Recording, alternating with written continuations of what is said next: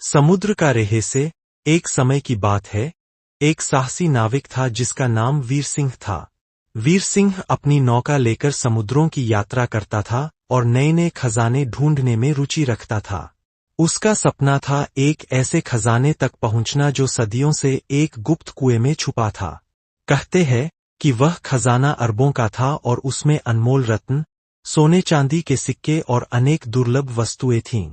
वीर सिंह के साथ उसके कुछ विश्वसनीय दोस्त भी थे।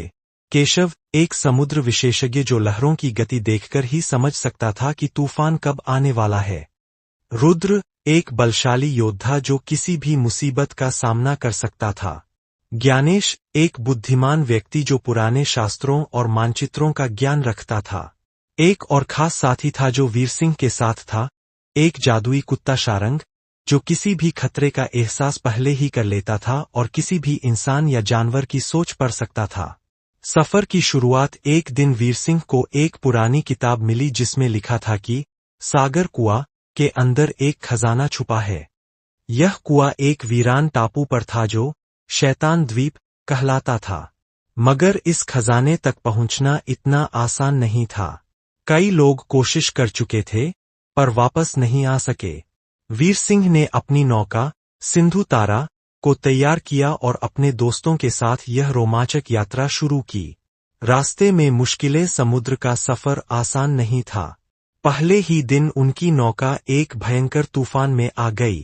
केशव ने सबको समुद्र की लहरों का सामना करने की सलाह दी और किसी तरह वे लोग इस तूफान से बच गए।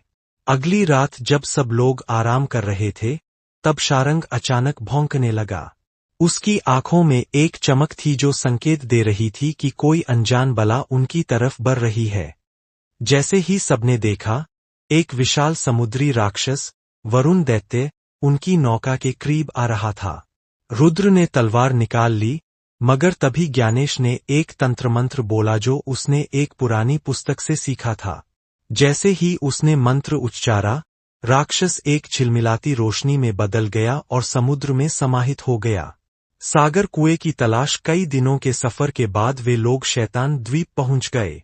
वहां का वातावरण अत्यंत भयावह था, हर तरफ अंधेरा था और पेड़ पौधे अजीब तरीके से हिल रहे थे।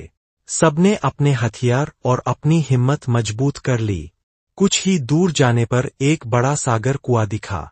वे लोग जैसे ही उसके पास गए, तभी एक भूतनाथ उनके सामने आया और बोला, यह खजाना हर किसी के लिए नहीं है। अगर तुम इसे ले जाना चाहते हो तो 3 कठिन परीक्षाएं पास करनी होंगी। 3 परीक्षाएं। शक्ति की परीक्षा। एक विशाल पत्थर कुएं के दरवाजे को बंद कर रहा था। रुद्र ने अपनी ताकत लगाई, लेकिन पत्थर हिला तक नहीं। तभी शारंग भौंकने लगा और एक जगह पंजे मारने लगा। वहां एक छोटी सी पिंड थी, जिसमें एक जादुई शब्द लिखा था। जैसे ही उस शब्द को रुद्र ने बोला, पत्थर अपने आप हिल गया और रास्ते से हट गया। बुद्धि की परीक्षा। दरवाजा खुलने के बाद एक भूल भुलैया जैसा रास्ता था। ज्ञानेश ने अपने पुराने ज्ञान और शारंग की मदद से एक एक संकेत को समझा और वे सभी लोग भूल भुलैया से बाहर आ गए। साहस की परीक्षा। आखिरी परीक्षा एक जादुई नाग के रूप में आई। यह नाग विशेष मंत्र से ही शांत हो सकता था। केशव ने समुद्री वेद शास्त्र का एक मंत्र याद किया था। उसी मंत्र को पढ़ते ही नाग शांत हो गया और एक सुंदर दीपक में बदल गया। जैसे ही वे लोग उस दीपक को हाथ लगाते हैं, सागर कुएं के अंदर का राज खुल जाता है। खजाने की प्राप्ति। अंदर प्रवेश करते ही उन्होंने देखा कि हर तरफ सोना, हीरे, मोती और अनमोल वस्तुओं का ढेर था। यह खजाना सचमुच अरबों का था। वीर सिंह और उसकी टीम ने जितना हो सके उतना सोना अपनी नौका सिंधु तारा में भर लिया और तुरंत वापस लौटने लगे। लेकिन जैसे ही वे बाहर आने लगे, पूरा कुआं हिलने लगा। जैसे ही सभी लोग अपनी नौका तक पहुंचते हैं, पूरा सागर कुआं ध्वस्त हो जाता है और समुद्र में समा जाता है।